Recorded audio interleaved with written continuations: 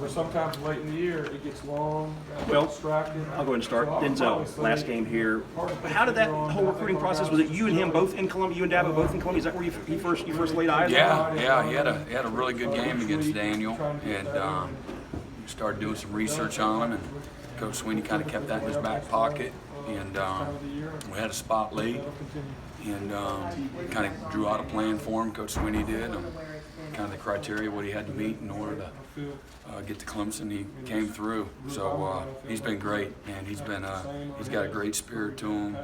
He's always positive, always ready to go, very upbeat, and just very appreciative of his opportunity. And it's neat to see all the success that he's had, and he's been a great leader for us. Coach, 105 total yards, I think 7 3-and-outs against that offense. You think maybe that was your best performance all season? It was a great performance. First of all, just thankful for our players. Their dedication, their commitment, 150 years of college football, what they've accomplished, through 11 games, that's pretty special. And hopefully they'll get a game bowl out of it. That's probably my favorite thing of victory is the opportunity to get a game ball. But just super proud of them and their coaches, and again, it's hard to sustain success, and just the mindset that it takes to not only to win but to play well at a high level against a really well coached and talented group, very tough system to defend.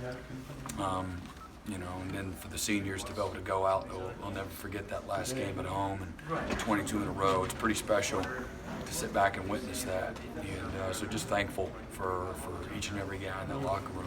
Do you like having an open date going into the biggest game or the next biggest game of the year? Does it matter to you? I don't even think like that. I'll be here tomorrow, just going through the same routine. We'll practice and prepare like we're playing this weekend.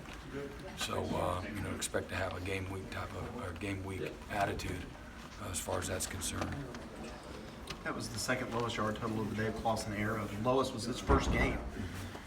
What was your mindset going into the game? What was kind of the game plan? Well, first of all, they're a little short-handed. Two of their best players, didn't play, and so we got to keep a respectful perspective on things and not run around beating our chest. But at the same time, you still got to go play, and our guys, they were very dominant, very precise, and very physical, and it's a difficult, until you really study them over a long period of time, it's a very difficult offense to defend.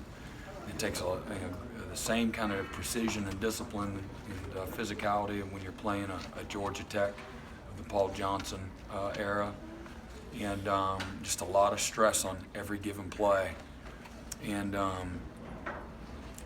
So that was a really, strong performance. Take anything away from our guys.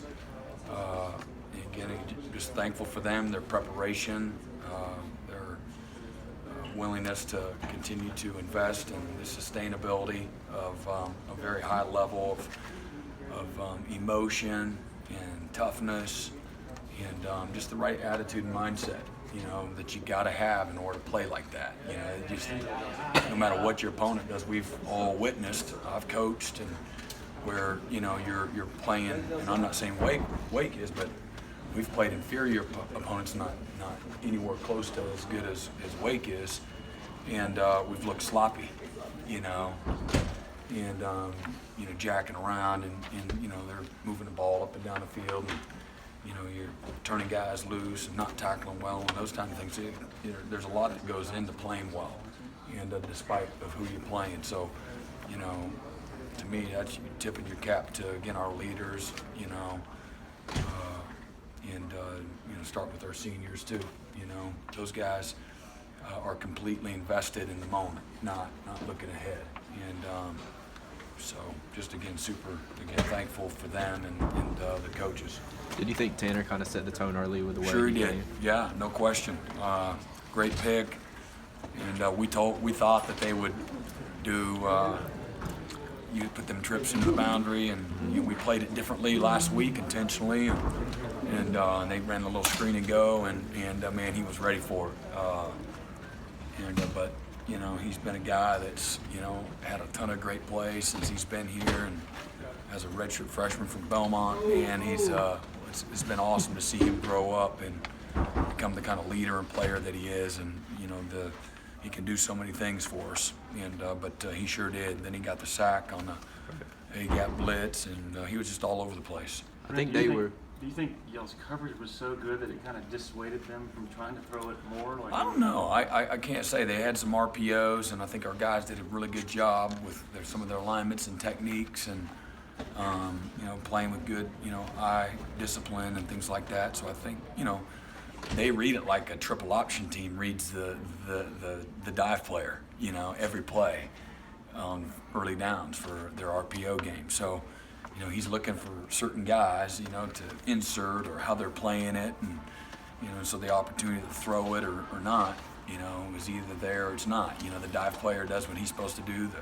quarterback and the alley player, the pitch player do what they're supposed to do. There's nowhere to go with the ball, and so they're, you know, they put a lot on the quarterback, and our guys again matched the discipline and the precision that it takes to defend them, you know, consistently for 4 quarters. And again, they tried to throw it early, and again, they got some new guys in there, and at receiver that you know, they're a little short-handed, and so but our guys did a great job. Go.